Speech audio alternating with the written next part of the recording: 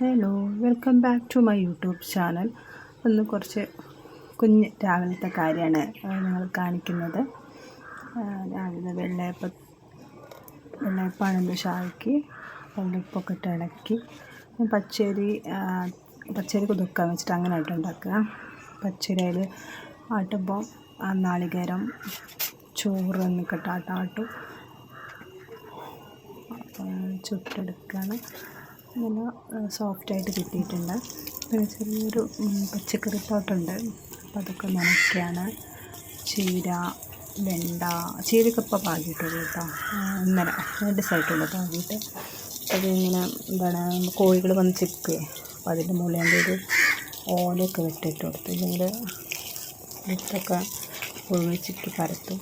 എന്നിട്ട് വലിയ കുഴപ്പമില്ല, അതൊക്കെ നനച്ചു.